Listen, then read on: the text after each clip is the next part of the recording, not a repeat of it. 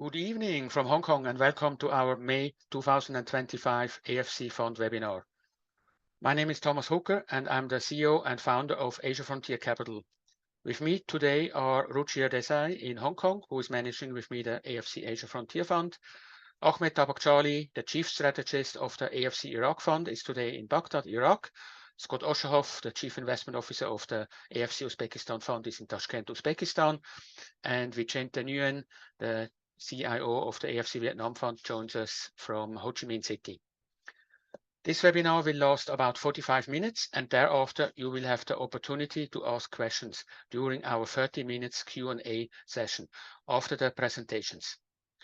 You can submit your questions online through the Q&A icon at the bottom of this Zoom window or on your laptop, PC or mobile phone. As from me expected, the first 100 days of Trump's presidency started with much more volatility and media presence compared to Joe Biden's 4 years. It even went into chaos after Trump presented the reciprocal tariffs on 2nd of April, or what Trump called the Liberation Day. I don't want to go too much into details since I'm sure you all heard enough about these reciprocal tariffs, but my colleagues will now go into more details how the Asian frontier economies and countries like Iraq, Uzbekistan and Vietnam are impacted. But this picture now says it all, in my view. Ruchir, over to you for the outlook for the Asian frontier markets, the AFC Asia Frontier Fund, and of course, Pakistan.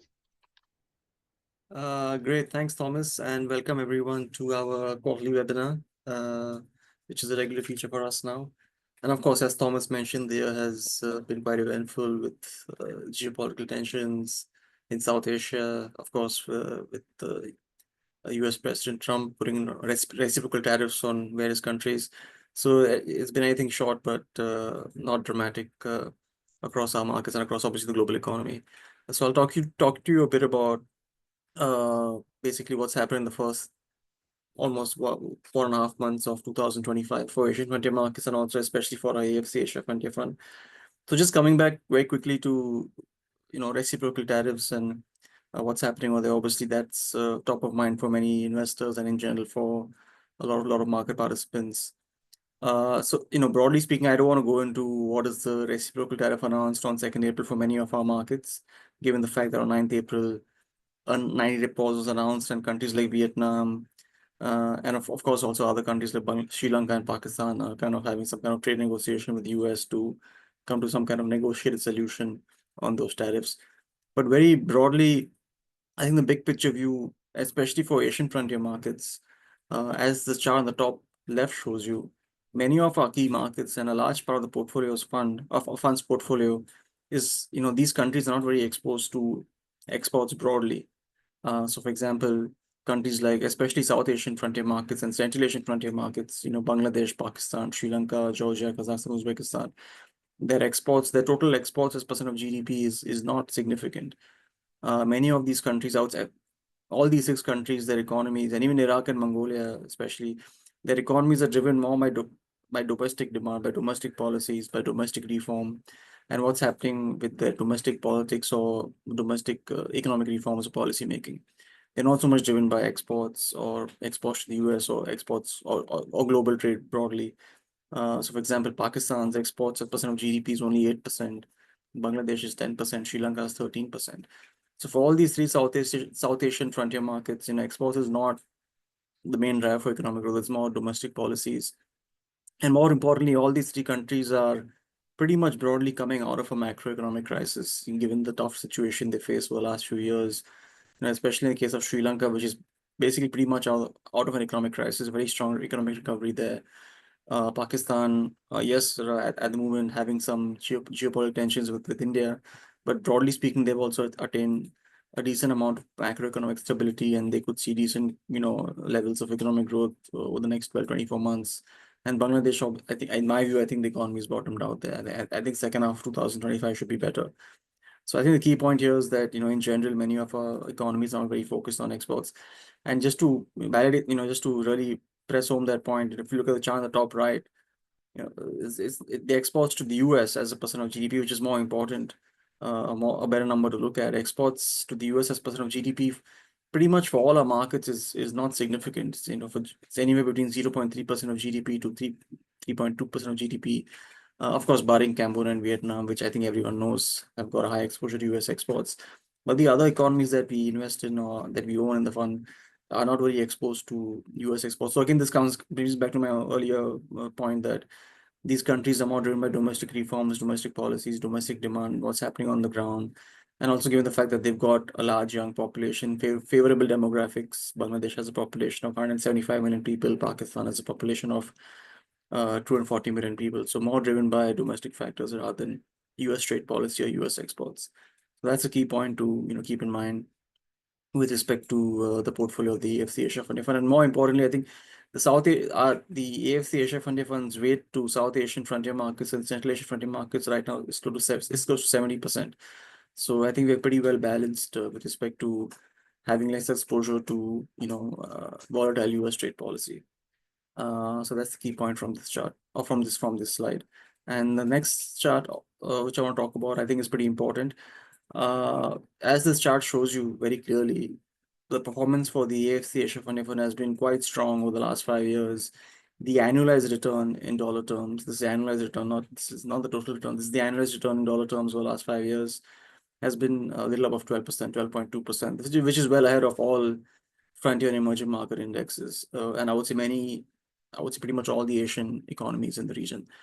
So I think the key point here, what I'm trying to say is that, yeah, look, right now we have all this noise about India and Pakistan, or tensions between India and Pakistan, or trade tensions between Vietnam and the US, or broadly speaking, uncertain US trade policy. But over the last 5 years, we've seen so many economic / geopolitical shocks in the global economy and also in our universe. We've had the pandemic, we've had the war in Ukraine, we've had aggressive US Fed, we've had macroeconomic crisis in Sri Lanka and Pakistan. But despite that, returns over the last 5 years have been very strong. So two key points were, one is, our markets or our economies, they've been able to bounce back from these shocks or from these kind of volatile periods, given the fact they've been able to manage these issues to some extent through economic policy making, through better politics, better reforms. So it just shows that Asian frontier economies are not as risky or not as volatile as some investors, some market participants may make it out to seem. And two, more importantly, is that it also shows the way we manage the fund, despite the global economic shocks, our markets have faced over the last 5 years. Just in general, our top-down country allocation as well as our stock selection has been pretty decent or pretty good to generate these returns. So these returns have not been generated by, being benchmark focused or focusing on index heavy names, because our strategy is basically benchmark agnostic, absolute returns. So we're focusing on that, and basically that's how we're generating these good returns despite a very uncertain economic and geopolitical environment. So that's the key message from this slide. And on the next couple of slides, I'll just walk you through some of the calls we made at the end of last year in December 2024. So one of the key calls we made was end of last year was that, if there is, of course, that time that I had to use the word if, because Donald Trump was still not sworn as the US president. But if in December 2024, our view was that if there was some kind of talk of compromise in Ukraine, you could see the Central Asian stocks in our portfolio re-rate, and that's exactly what has happened. So in February onwards, in the last 2 or 3 months, you've seen momentum or some tailwinds on potentially some kind of compromise in Ukraine. Of course, time will tell whether it actually does happen. But given the fact that ever since the war in Ukraine happened in February 2022, many of the stocks in Central Asia, especially the ones listed in London and the US, face a geopolitical discount, because many of the countries like Kazakhstan, Georgia, Uzbekistan, they have some kind of connection to Russia economically or politically, and therefore these stocks have a geopolitical discount. But ever since February, ever since these talks about compromise in Ukraine began, you've seen these stocks re-rate. Of course, they've had good results also from these companies. So these 3 stocks we own, two of them are the banks in Georgia that we own. One of them is Halik Bank. In fact, Halik Bank is our biggest stock position in the portfolio as of now. TBC Bank, which is the blue line, is a top 10 position for us in the fund as well. And Bank of Georgia would be a top 20 position. But as you can see, they've all reacted pretty nicely, especially TBC Bank has done very well in the last ever in last in since the end of last year or beginning of this year.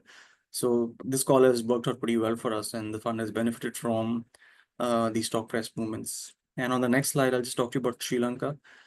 This is my top country pick for 2025. I would say with 3 to 5 years as well.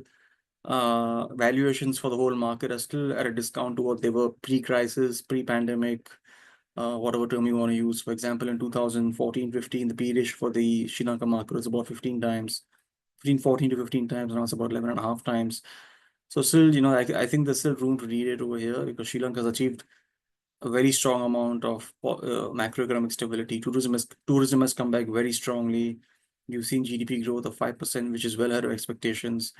And more importantly, you've got back political stability through a strong government, which has got a strong mandate, which was not there for the last 5 years. So for what's been missing for the last 5 years in Sri Lanka is lack of political stability and lack of economic stability, and you've got both now, which augurs well for next 3 to 5 years. And that's why I think this is one of my top country picks with the 3 to 5 year view from here, even though it rallied quite nicely for the last 2 years.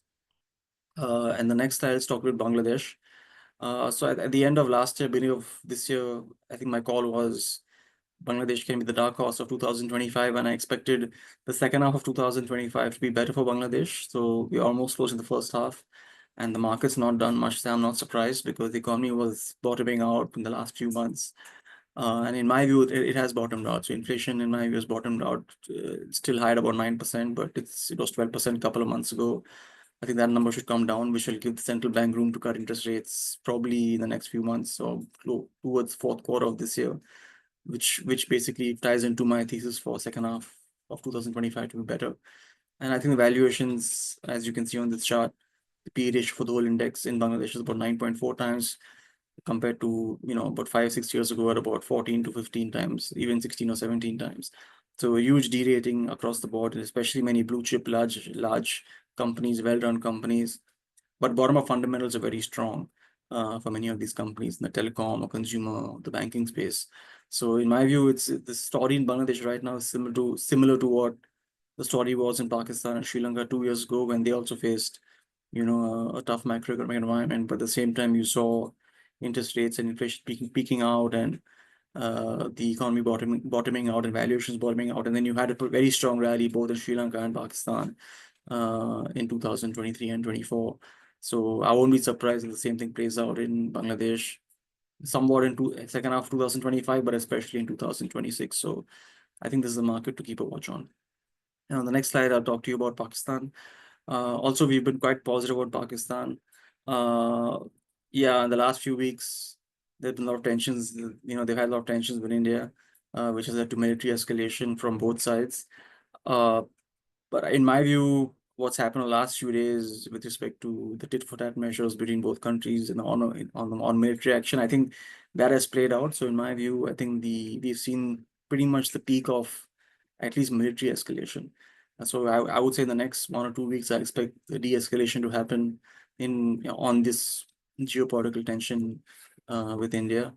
Because especially for Pakistan, it's important. Their economy is just coming out of a macroeconomic crisis. They had an IMF program, so they need to basically focus on the economy instead of being distracted with some kind of geopolitical tension with India. So for them, focusing on the economy is very important, given where they were a couple of years ago economically. Having said that, the valuations in Pakistan are extremely cheap. The P ratio now is at 6 times, still at a multi-year low, despite a strong performance from the stock market for the last 2 years. Having said that, I also just to add, I'm not so concerned from a big picture view because I expect, like I said, de-escalation to happen in the next couple of weeks. At the same time, just on an economic big picture, macroeconomic front, the countries achieve decent amount of economic stability now compared to 2 years ago. So they've got very low inflation. Inflation was at 0.3% in April. I would say multi-decade low.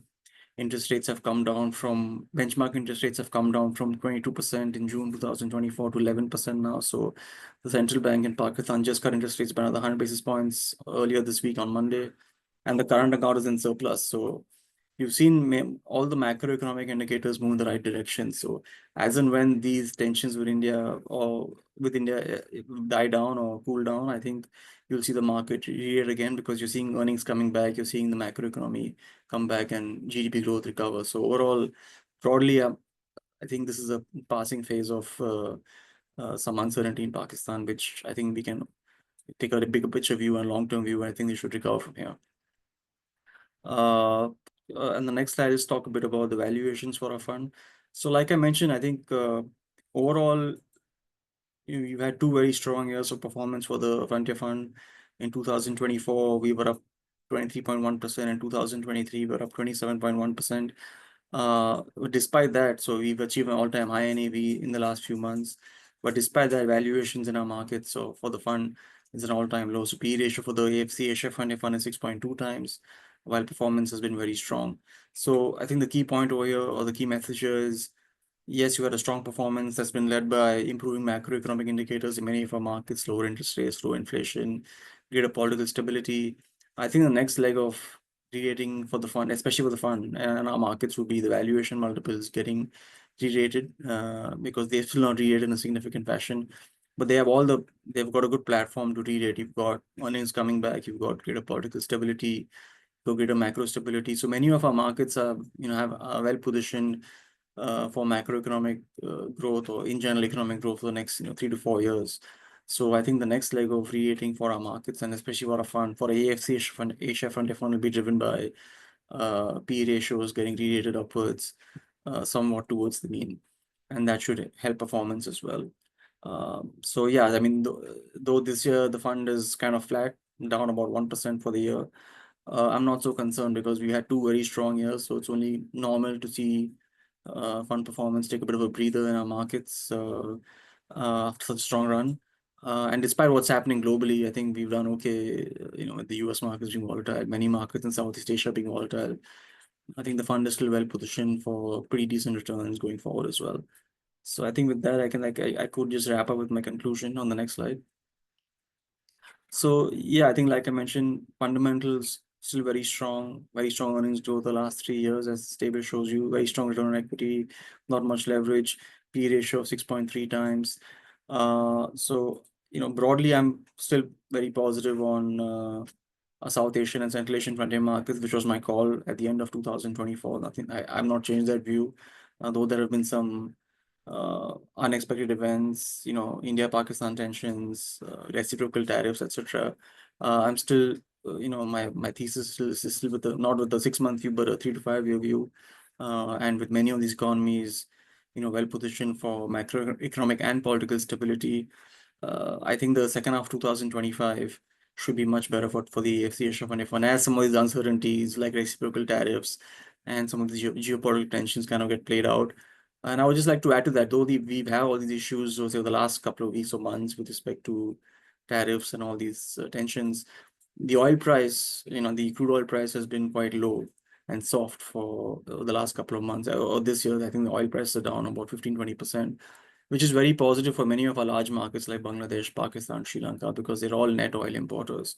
So yes, they could face some pressure from exports to the US, or they could have some geopolitical tensions, but this low oil price is very important for them, just from a macroeconomic perspective as well. So this again adds into my my argument that the macroeconomic situation in these countries is improving, and the oil price really helps them. So helps with the current account, with the inflation, with the interest rates and the currency as well. And of course, Central Asia, I think the geopolitical tailwinds should continue helping many of the stocks that we own in Georgia, Kazakhstan, Uzbekistan. So broadly, still positive on South Asian and Central Asian frontier markets, and that's about 70% of our portfolio, like I mentioned.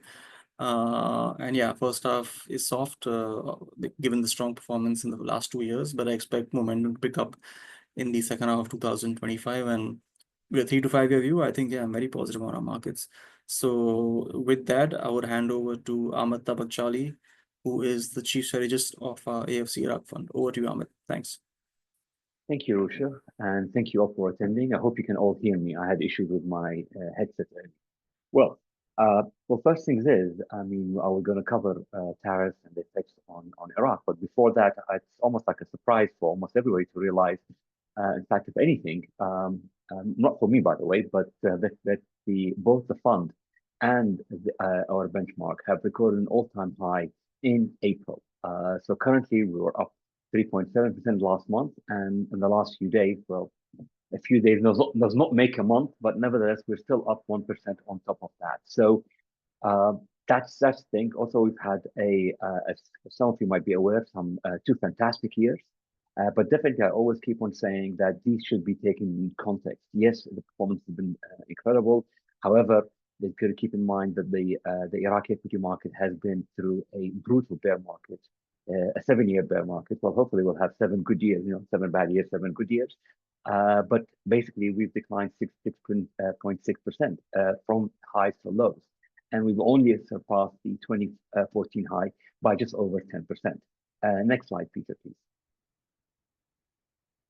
As Ruchir mentioned earlier, oil prices are low, and for us that had a huge impact. But let me go over the oil price and the expectations for that.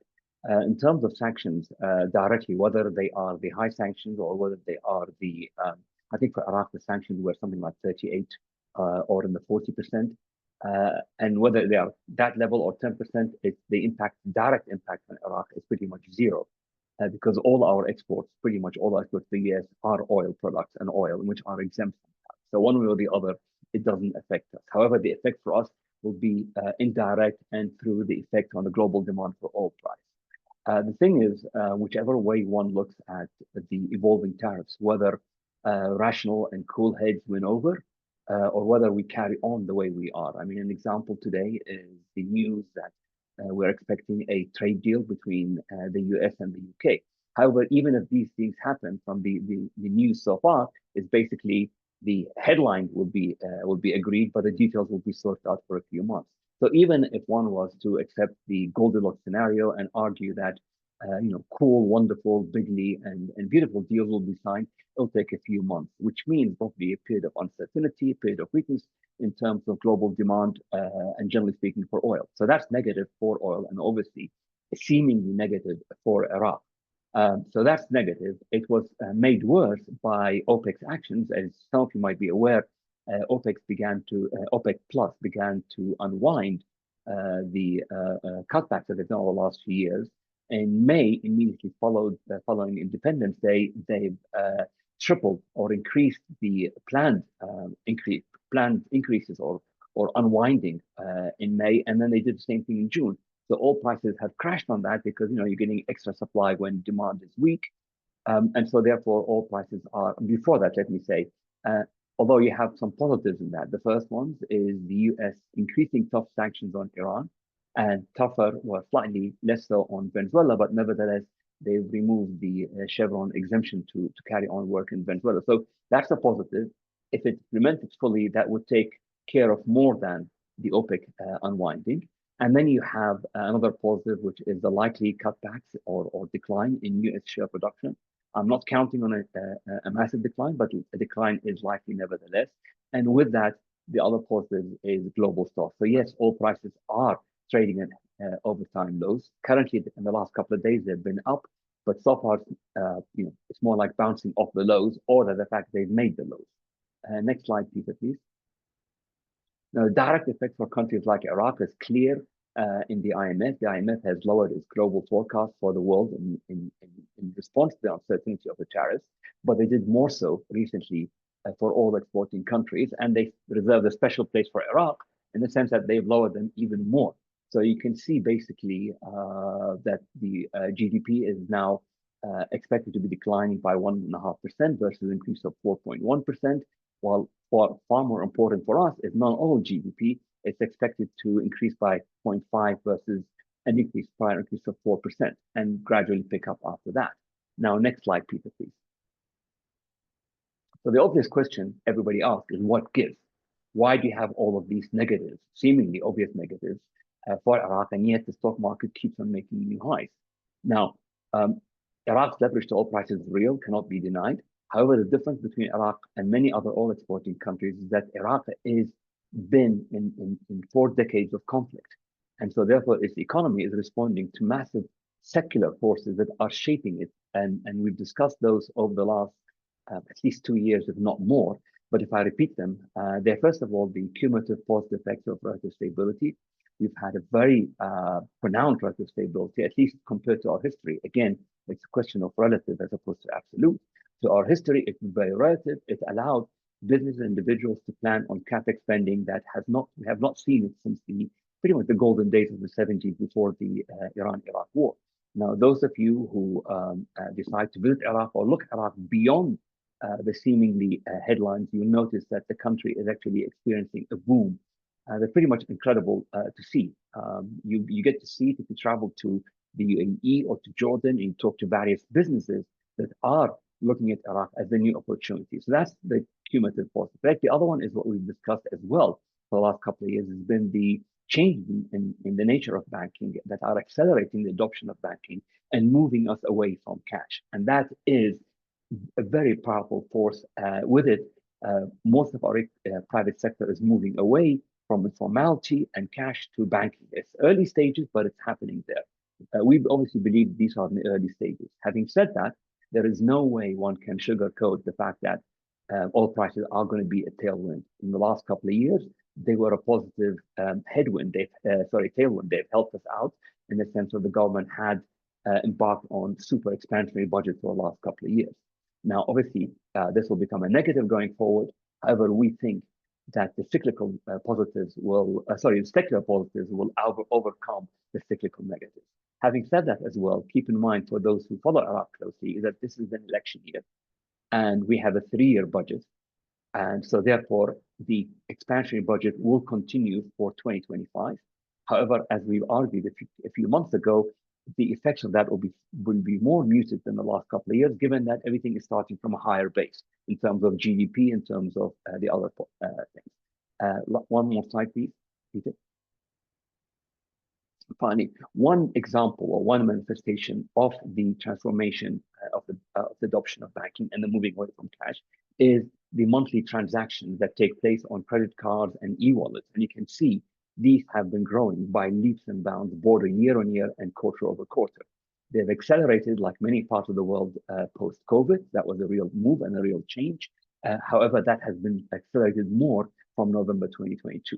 So nevertheless, we see that as one manifestation. And in the next few months, as more data comes out, by the way, this data is as of the end of December, you'll see this in the monthly reports where we look at credit card usage and number of accounts opened. Details have not been out for 2024, but they should show strong growth. Now, this is one of the few positives that come out in the IMF's updated numbers in the sense of their estimates for broad money growth. Although they've lowered it from 6.4 to 4.3% for 2025, that still shows strong growth. And if you look back to the other slide, the prior year was a decline and the year before that was a very strong growth. So nevertheless, it shows a very healthy growth. And we think that's an example, a manifestation of the usage of banking. And the last slide, Peter. So with that, I sort of end my piece, and I hope I've not taken more than my 8 minutes. Now, basically, as I said earlier, these forces are very long-term in the making. Obviously, not decades, but they're very long-term in the making.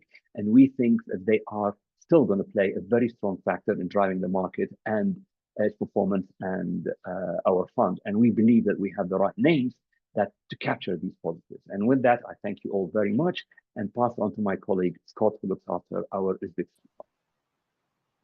Thank you, Ahmed. Good day, everyone. So as I've mentioned, probably over the past 3 to 6 months, it feels like we're in a bottoming process for the exchange after 2 years of very painful movement from the upper left to the bottom right of the chart. Is locals have just been selling on low volume, and there hasn't been a lot of activity, which has impacted performance of the fund. What we've seen over the past 2 or 3 months is definitely more foreign institutional interest in the country. I've had calls with a handful of investors that are interested in opening brokerage accounts to begin participating, and as a result, you're definitely seeing more activity in the market on a daily basis. So things seem to be changing, which is good, and hopefully this step is a step in the right direction, and it continues. And as a result, last month the fund was up roughly 1.8%. So again, hopefully this continues. Now, there really wasn't going to be a lot to talk about for this webinar up until 2.5 weeks ago, where great news came out. It seems that in Uzbekistan, when you have a long period of nothing happening, all of a sudden things begin to happen. So what we've seen is Franklin Templeton finally got issued their trustee license for the management of what is the National Investment Fund. I've talked about this before, but it's basically going to be an entity that will hold the government's stake in 18 SOEs. Right now, it's valued at roughly $1.7 billion. It includes SOEs from power plants, airports, financial services. That includes banks. They have a piece of the commodities exchange, some insurance companies, etc. So some really interesting assets in there. And they're taking the playbook out of what they did in Romania last decade, where, again, the Romanian government had a basket of SOEs. They put them into a vehicle, a percentage of them, and Franklin Templeton listed the vehicle.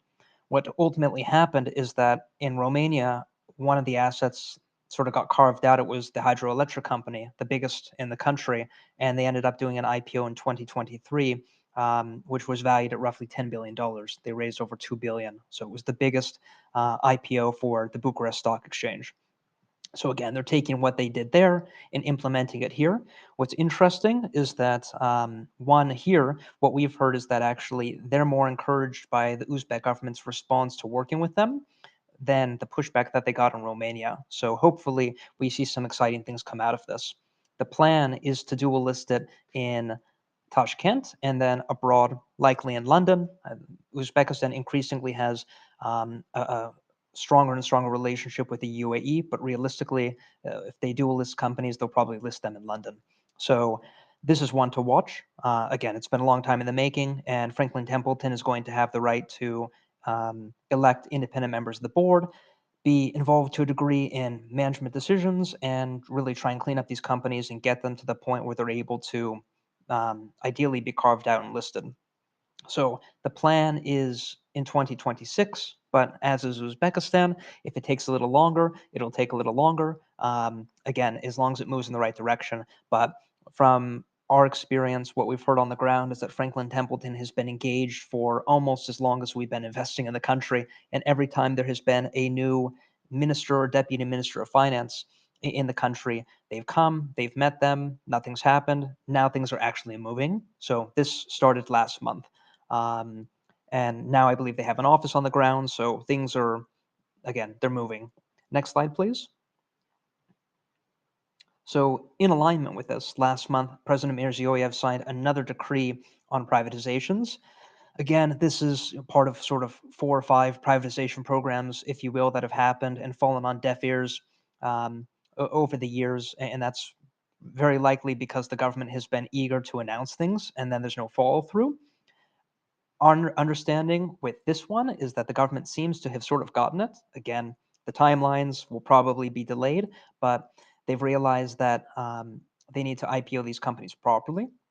So again, it's 29 SOEs, 12, which has sort of always been on the list to be privatized locally and internationally. Again, likely London. This includes financial services, but the real interesting ones, and I believe the airline, but equally, you're going to have the copper mine, Al Malik, which when they're done building a new part of their open pit mine later this decade, it'll be the 3rd biggest in the world. And then Navoi Gold, which is really the flagship crown jewel of the country. Both of them are, but Navoi Gold is truly the crown jewel, gives the country a lot of foreign exchange. And last year, it was the 2nd largest open pit gold mine in the world. Historically, it's been the biggest, so it's absolutely massive. So these companies are on the list. So what the government realized from the first announcement of its current privatization program about a year and a half ago is that they initially were going to IPO 2 to 5% of these companies. Not very exciting. Presumably, it meant that absolutely nothing was going to change. They seem to have gotten the message.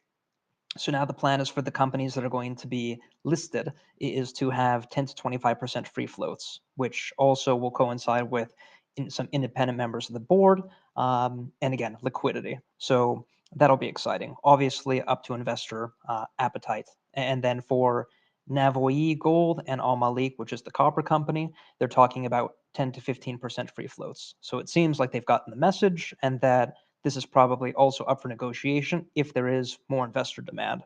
And in line with that, they also seem to have gotten the message that they need to conduct proper marketing for these rather than just saying we're going to privatize a company tomorrow and IPO it and then no one's ready.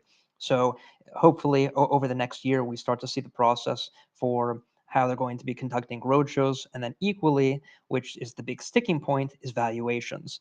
The country has an issue with the fact that they don't really need the money. And if you're a government official and you say, well, let's IPO the gold company at a 10% discount to its fair value, well, 10 years down the road, someone in government might say, well, you sold the state asset at a discount. You were stealing money. We're going to send you to jail. So there's this fear in government that pricing these IPOs at a discount could get them into trouble in the future. So that's going to be a big sticking point to see, are they priced to perfection or is there some upside for investors? And this is actually what has happened in previous privatizations when Uzbek Telecom, the state-owned telecom company, was privatized. They planned to privatize 2 or 3%. They ended up privatizing about 0.1% of the company due to the valuation being absolutely crazy. So again, price to perfection. So we'll see. But nonetheless, the process is moving forward. They've woken up to the reality they need good free floats. And then also the plan is for the tender process for IPOs to begin next year. And the first company that's planned to IPO, which is surprising, but it's also very good, it'll be a good litmus test, is Navoi Gold. And the second company is planned to be the National Investment Fund, which is being managed by Franklin Templeton. So again, a lot of interesting things happened in the past few weeks. We'll be monitoring them, of course, to see if they go silent or if they indeed move forward. But with what we're hearing on the ground and what we've seen come out publicly, it's very encouraging. Time will tell, but again, this is following in line with more foreign investors in the country, and definitely the stock market has picked up quite significantly in the past 45 days or so, largely in the blue chips, which happen to be where the majority of the fund is allocated. So with that, I'll pass it off to Vicente Nguyen, the CIO of our Vietnam fund. Thank you very much, Scott.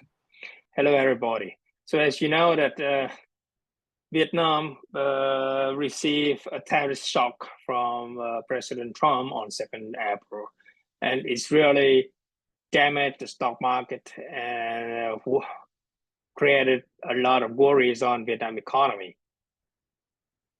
The stock market really dropped out around 20% before the recovery, and a lot of investors worry about the outlook of the country. So today we want to discuss, beside US and beside the exports, what does Vietnam still have to grow in 2025 and afterward?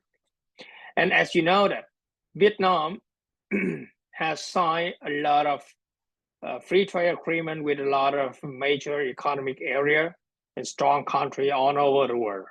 We are, and Brunei, one of the very rare country, has signed the free trade agreement with most of the strong country and area, economic area in over the world. And besides US, Vietnam also have set up the comprehensive strategic partnership with 11 countries.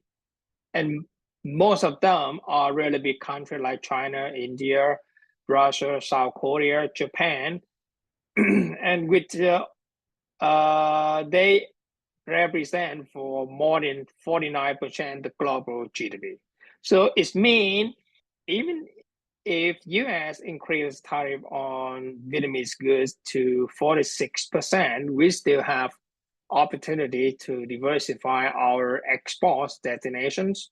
So we can reduce the risk from US and try to balance with the damage from the US market. So this is the first thing. The second thing, please go to the next. We still have a strong government, and our strong government really support for the country for the long term grow by building and investing aggressively into infrastructure. So in 2025, the government decided to pump $35 billion. It's mean around more than 8% GDP to support for the economic growth in terms of after they receive the new tariff on to export to US. So with this ambitious investment plan, the government expected it can generate around 1 to 2% to the GDP growth. A reason why it is already set the year target economic growth in 2025 at 8%, very high level. However, with the new tariff, maybe they have to slow down. But Vietnam will not be in recession, as a lot of investors all over the world are worrying about. The question that maybe a lot of people will concern, how can Vietnam can invest a lot of money into their infrastructure for long-term growth, because Vietnam has quite low government debt to the GDP. According to the World Bank and IMF number, in 2024, only around 40%, Vietnam has around only 40% the government debt to the GDP. It means the country still has a lot of space for the investment into the infrastructure to support for the economy. Go to the next, please. Yes, another thing is tourism. So Vietnam has a strong tourism industry, and it's contributed around 7 to 8% of the GDP. During COVID-19, yes, it's damaged the whole country, almost the country all over the world, not only in Vietnam. However, this number already recovered significant fast. If you look at the chart, you can see that in 2024, the number of international tourists already almost come back. 2019 is mean the pre-COVID period. And in 2025, the country set the target for 24 million international tourists. In the first quarter of 2025, the country has already welcomed 6.2 million international tourists. This is the new record high of the country, much higher than the pre-COVID in 2019. So the country expected to get roughly around 25-30 billion US dollar from tourists, and it contributes to the whole GDP around 8 to 9%, 7 to 8% GDP. It can help the country to overcome on the difficulties and the turbulence of the global economy. Go to the next, please. And another very strong point of Vietnam is population. Yes, Vietnam has more than 100 million people. Yeah, I'm sorry, 100 million people, not 100 people, 100 million. And we are the top 16 in the world and top 3 in Southeast Asia. So we're among 100 million people, more than 50% are under 40. So we are quite a young populated country. So with this huge population, we are sure that the consumption will support quite significantly to the economic growth, and this is one of the most powerful fundamental factor for the country. So even when the US, they said the high tariff on Vietnamese goods, so we still have our domestic market. And in 2025, the consumption is expected to grow around 9 to 10% after the slowdown in 2023 and 2025. So in the first quarter, the total retail revenue of Vietnam already reached 9.8% in the first quarter. So we can expect that the domestic consumption continue to play a very important part for Vietnamese economic growth to conquer against the US tariff. Go to the next page. Right now on 7 May, our government leaders are trying to work with US team to set a deal with US. how to decrease the tariff. Yeah, everything is still going and under progress. But even if the 46% tariff on Vietnamese goods is kept, we will not be in recessions, absolutely. According to Viet Capital Security, the largest broker for foreign investor, they estimated if 46% is being kept, Vietnam still grow around 5 to 5.5%. And with this growth, Vietnam is still one of the fastest growing country in the region, Southeast Asia, and even is one of the fastest growing country on over the world. According to BMI, they even more confident than Viet Capital. It says that they estimate that the GDP Vietnamese economy GDP growth still around 6.5%. Yes, it's slowed down much lower than the target 8%. However, with 5% or 5.5% or 6.5%, Vietnam is still one of the fastest growing country on over the world.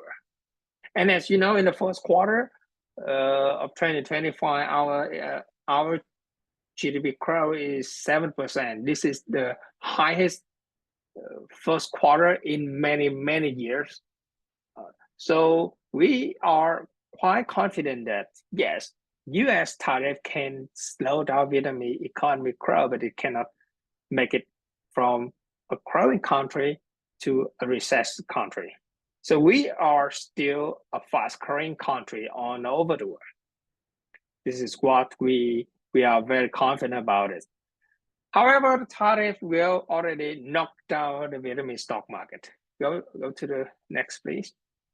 And this is create an investment opportunity. If you look at these charts in the last 10 years, Vietnam stock market valuation is only 3 times had the low of PE level around 10 times on earnings. So the first time is during the COVID-19. The second time is in 2023 when we have a negative growth in exports in 2023. Yes, and after that, the valuation of the stock market started to recover, and now right now again because of the tariff shock. So Vietnamese stock market valuation low down again to the very low level and much lower than the average PE of 15.5.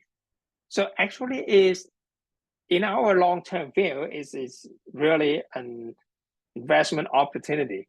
Yeah, for myself, in April, I invested again my own money into the fund. This is the 33 quarter in a row that I invested my own money into the fund.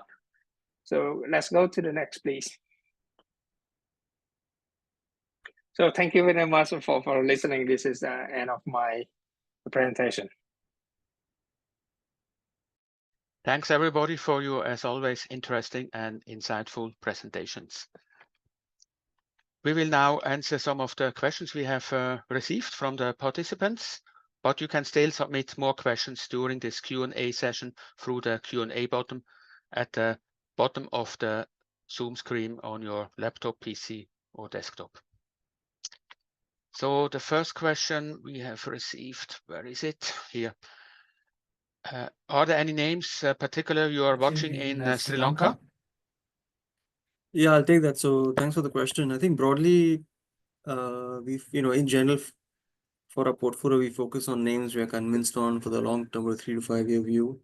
So we don't, have, we take only, 6 or 7 positions pretty much in each country.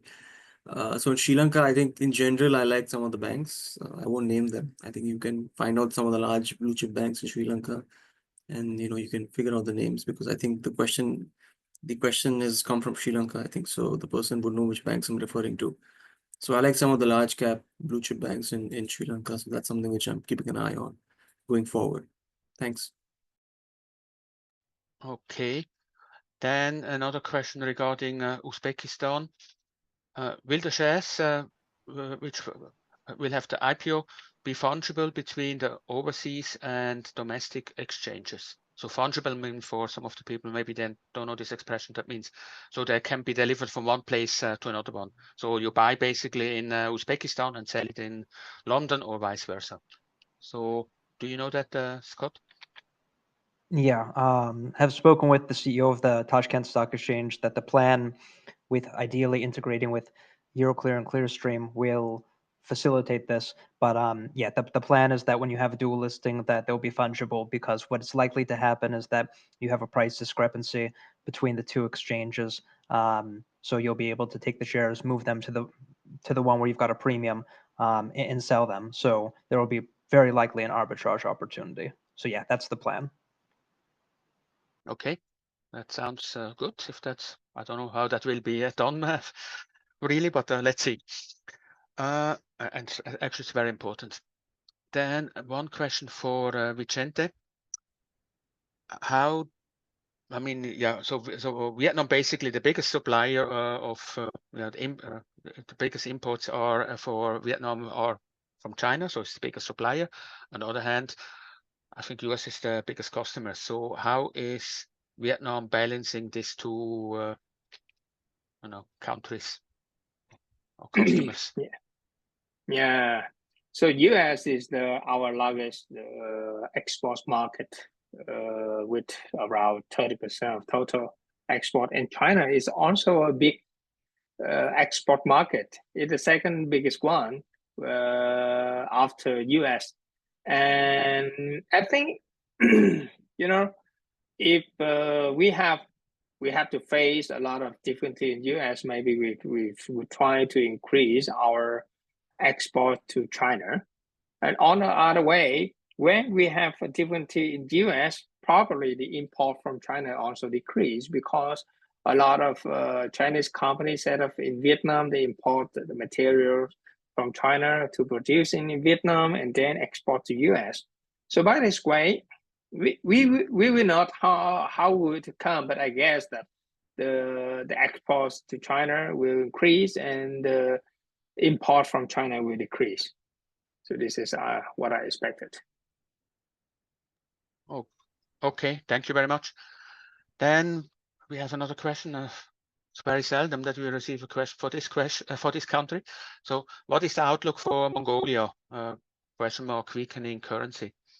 So our outlook is very positive because Mongolia benefits a lot from higher material and gold prices and coal prices. So it's very so from that point of view, it's very positive. So they get a lot of hard currency investments or revenues, and obviously you should expect that the currency is actually strengthening.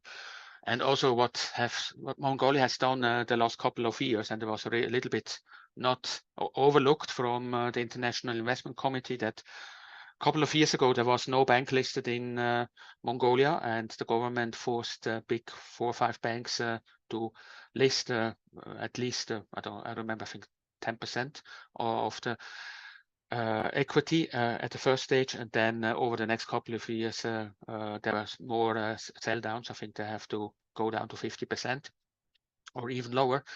So, and that these shares were placed to the public, and that were quite successful because the banking shares were listed at a very discount to international prices, very attractive valuations, and most of the banks, not all of them, many of those banks have already surpassed their issue price, the IPO price, significantly, and investors make money.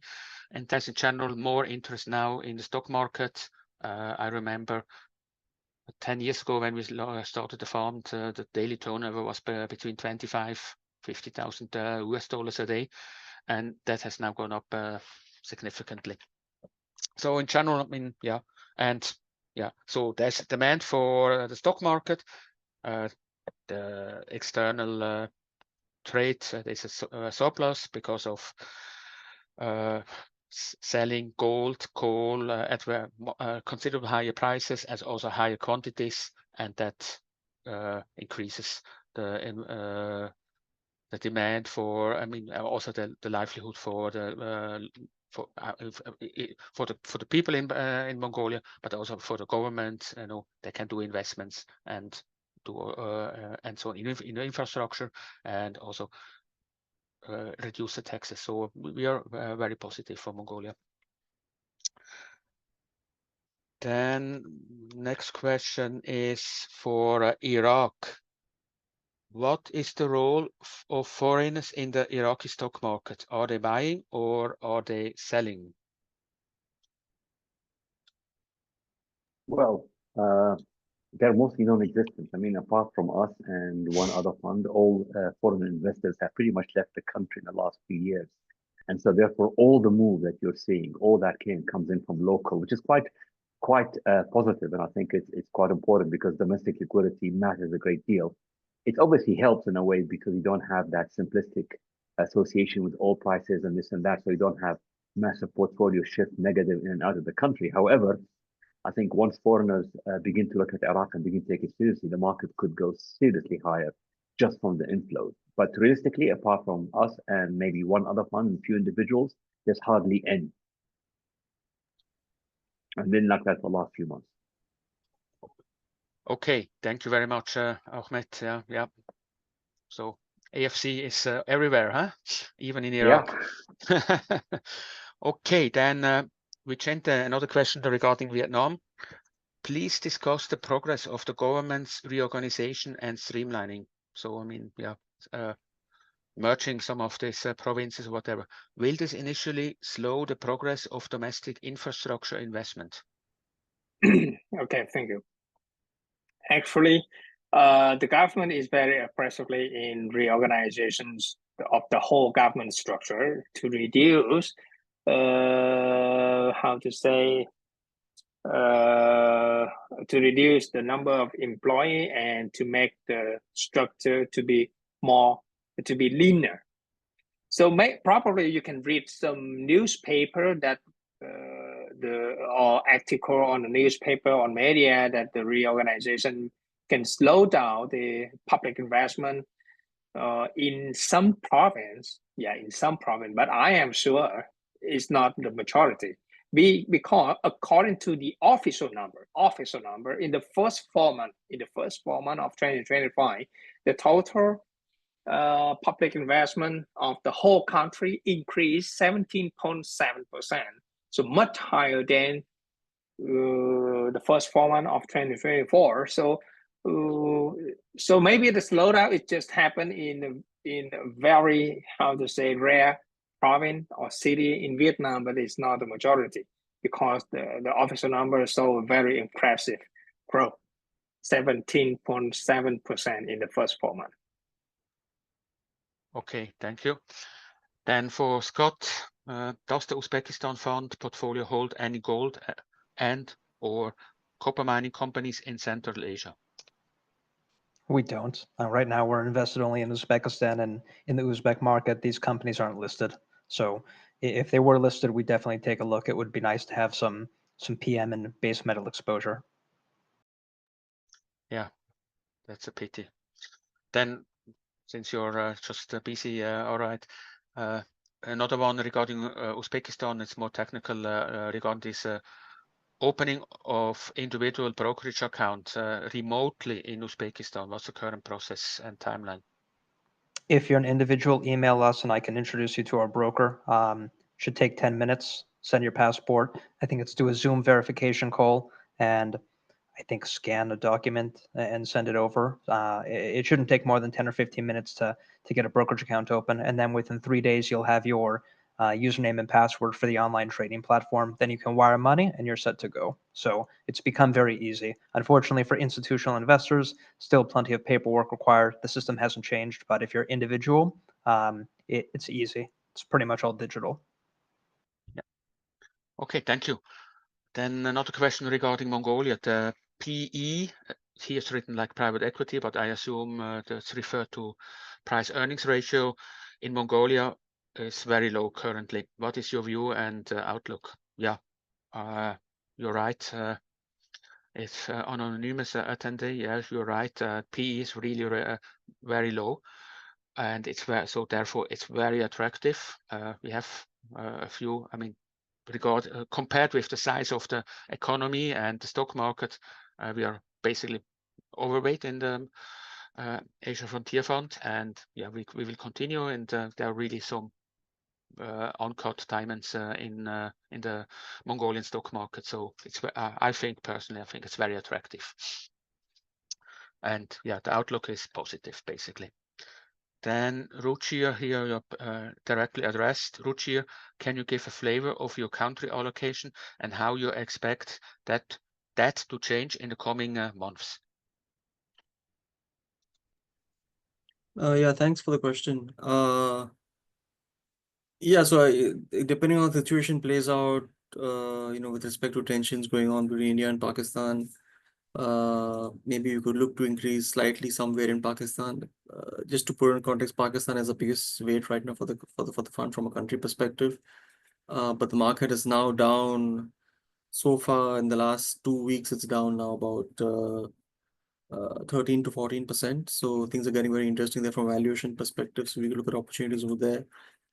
We could look to increase the weight to Bangladesh as well. I think, like I mentioned, it looks very attractive to me from a valuation perspective, and our weight is still not very high over there. And also Sri Lanka has been soft this year, despite, like I mentioned, pretty strong performance from a macro perspective. So I think in general, you could see an increase in the weight for South Asian frontier markets. And also Vietnam, I think tactically we had reduced our weight over the last 2 quarters from 16% to about 9.4% now. And again, I think if and when there's some trade deal announced and provides more clarity on that front for Vietnam, I think some of the stocks over there also have corrected quite nicely and valuations looking attractive. So broadly speaking, I think we could look to increase our weight to the South Asian frontier markets, the Bangladesh, Pakistan, Sri Lanka, and also to Vietnam. And I think Central Asia we would keep stable because, like I mentioned, some of the stocks over there in Kazakhstan and Georgia have done pretty well. So yeah, I hope that answers the question. Okay, thank you. So another one for you, Ruchir.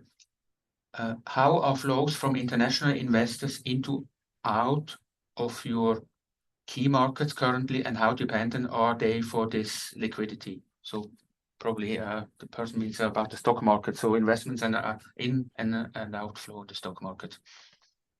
Yeah, I mean, broadly speaking, investors have been, I'm not talking about just last 3-4 months, but for the last 4 or 5 years, foreign investors have been net sellers in our markets. Because a lot of capital from emerging and frontier markets broadly, not just our market, but broadly from frontier and emerging markets moved to the US over the last 5 years. So, foreign investors have been net sellers.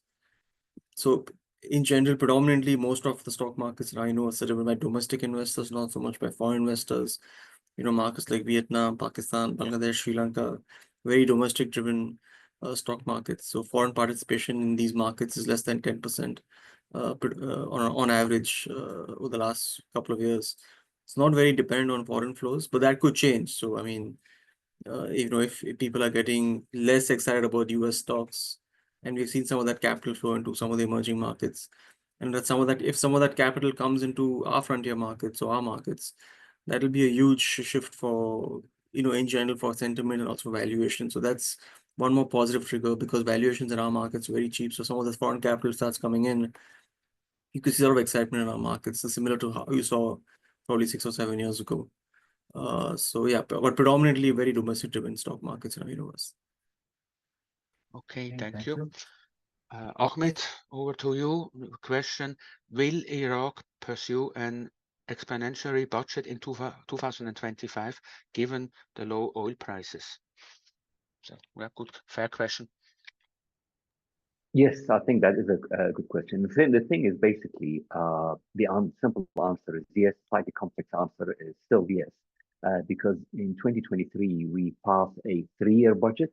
Normally we pass a 1-year budget, and we pass a 3-year budget, and every year we provide an update of the expenditures and revenue outlook. So there, I don't see any change in that. So definitely that will pursue an explanatory budget.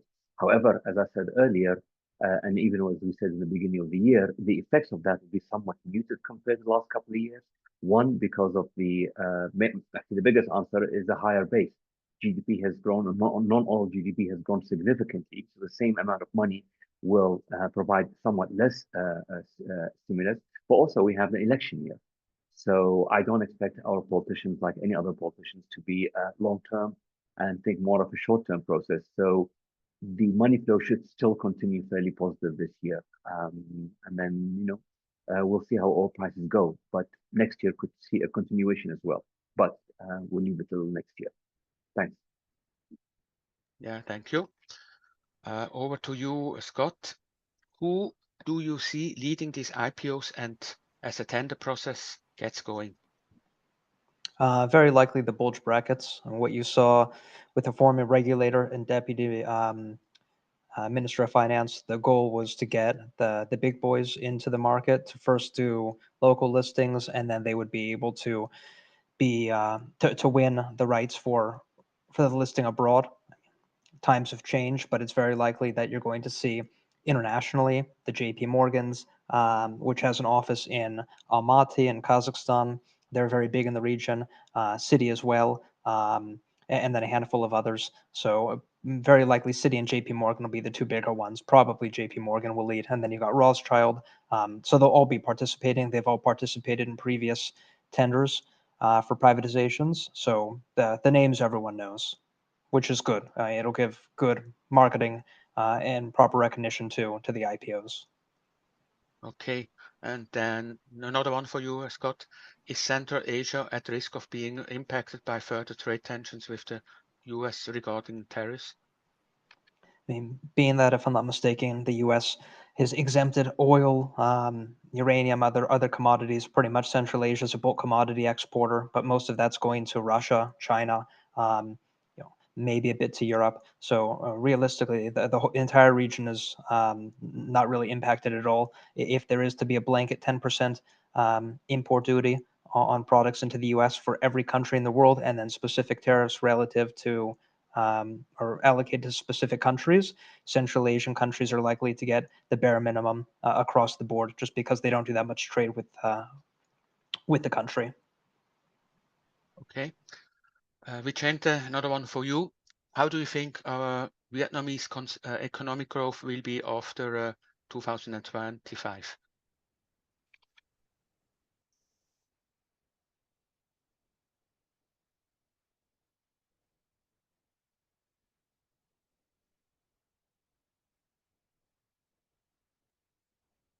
Vicente, you're on mute. Vicente, you're on mute.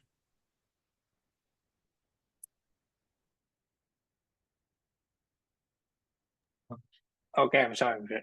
So according, I already shared with all of you that according to the Capital Securities, that the GDP growth in 2025 could be around 5 to 5.5%, and the BMI estimation will be around 6.5%. But according to our estimation, if we give our two scenario, the first scenario, if we can succeed in dealing with US to decrease the tariff from 46% to around 20%, we will grow at around 6.5 to 7%. But if the 46% is being kept, so we can grow around 5 to 5.5%. So this is our estimation based on two scenario.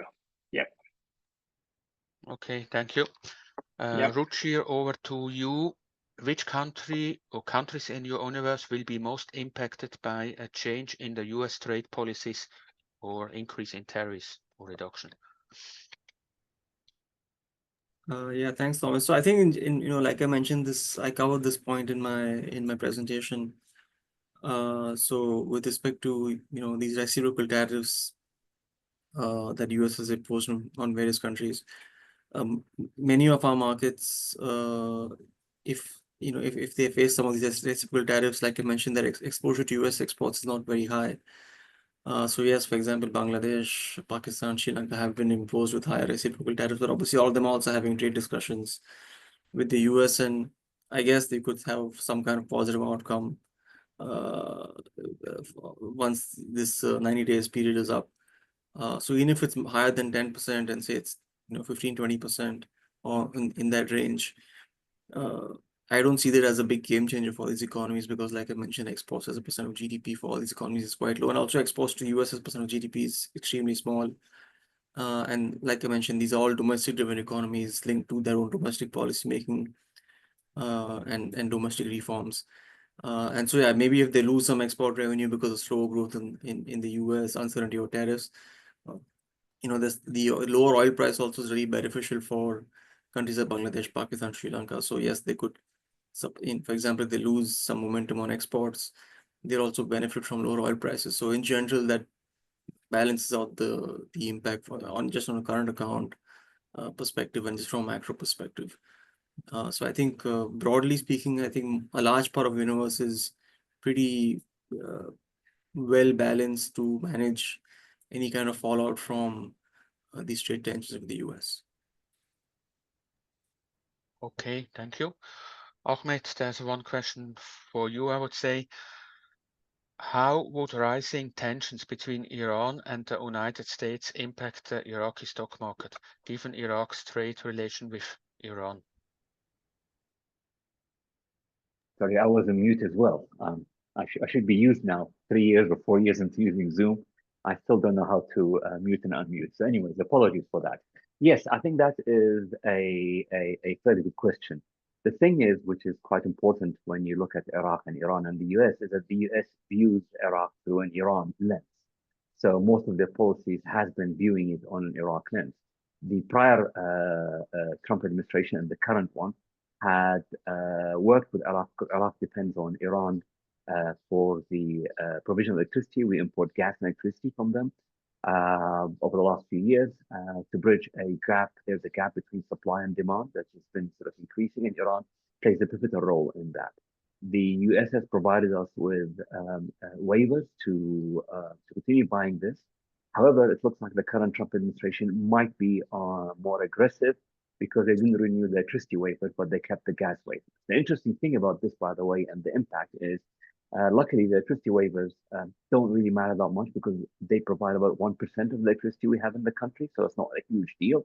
Gas is higher, somewhat at 29%. But even if they do it, Iran has had its own disastrous year whereby they've had to have a cutback on electricity and cutback on what have you. And with the result that they haven't exported gas. So it shouldn't, I mean, it will affect us negatively, but it wouldn't work in any way. The positive to that, and I think is partly in the current administration, is that the administration is seeking a peace deal with Iran. I think so far, at least the comment made by the what's coming in from the Trump administration seems like the rational thinkers or the pragmatists in the administration are calling the shots as opposed to the Iran hawks. Because all the details you hear from Witkoff is that they accept almost anything from Iran as long as there is no nuclear deal. Iran is in a weak economic position right now, and so they could be keen on a deal themselves. Obviously, things can go wrong, but if a deal does take place, that will be positive for Iraq, not directly, but in the sense of lowering the risk premium in the area. And when that happens, I think people will be looking at Iraq and Iran and the whole area in a very, very different way, as opposed to looking at Iraq and expecting sort of the place to blow up any piece of news that comes out. So thank you for that. I hope I answered properly. Yeah, it was excellent. So we have one question left, and it's 10:15 here in Hong Kong soon. So last question to you, Ruchir. Okay, I know the answer. Which is your top country pick for 2025? Yeah, it's thanks for the question. So I think I would stick my neck out and say Bangladesh. It's underperformed for the last 3 or 4 years. Valuation is very attractive. Earnings should come back from end of this year, beginning of next year. Interest rates should come down from later this year. Inflation's coming off, and most likely you could have elections early next year. So I think all the positive triggers are in place from a top-down perspective, from a macro perspective, and bottom-up, again, very cheap blue chip companies trading at historical low valuations. So yeah, I would not be surprised to see Bangladesh do quite well from a stock market performance perspective, taking a 12 to 18 month view from here. So that'll be my topic for 2025. Okay, great. Thank you very much. That was our last question. And therefore, this concludes our webinar today. I hope you enjoyed this webinar as usual. We will continue to hold quarterly webinars in the future, and we will announce them in our upcoming monthly newsletters. You always should receive on a monthly basis from us. Thank you, take care, and happy investing. Bye-bye. Thank you all. Bye-bye. Take care.